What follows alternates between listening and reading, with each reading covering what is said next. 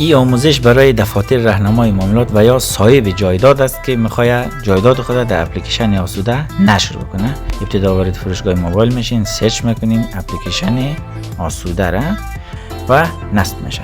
بعد از اینکه نصب شد اپلیکیشن رو بیاین باز بکنین. در اینجا روی علامت مثبت کلیک بکنید. در اینجا ادامه با حساب گوگل راحت تر است. ایمیل از اینجا انتخاب بکنید و محیط آسوده را میبینین که مثلا در بالا احمد محمودی، یعنی که این شخص لاگین کرده. خب پروفایل میم کلیک میکنیم، ویرایش پروفایل میزنین. در اینجا نام دفتر راهنمای معاملات خود، نام خود، تخلص خود اگه تغییر دادین، شماره تماس، ولایت، ولسوالی، ایرانی، مشخصات میتونید اینجا ذخیره بکنید.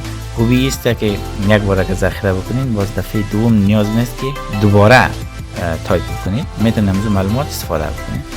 انتخاب ملک، حولی و خانه، میگیم آپارتمان، نوعیت اعلانش مثلا فروشی، نوعیت سند شرعی، قیمت مشخصاتش مثلا 40 افغانی یا 4 میلیون میشه، واحدش افغانی، مساحتش هم 250 متر مربع.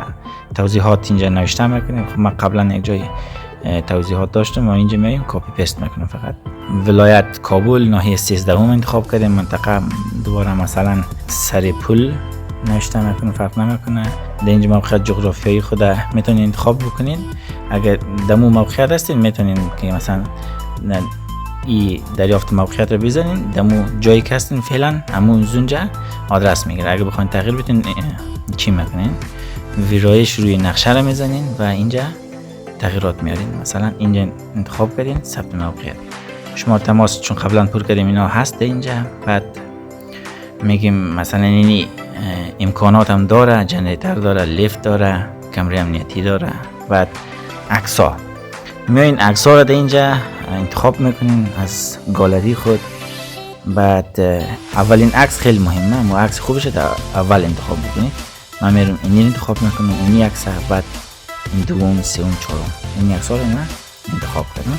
و عکس اصلی خیلی مهم است که اول انتخاب شد. ثبت اعلان میزنید و اعلان شما در اینجا ثبت میشه. بعد از اینکه اعلان شما ثبت شد در اینجا در لیست اعلان های من میاد. فعلا در حال انتظار است. وقتی که از انتظار خلاص شد یعنی ادمین ایره تایید کرد، ای در نشر عمومی میره که باز وقت کلگی ایره میبینه. آسوده، بازار آنلاین املاک و جایداد در افغانستان.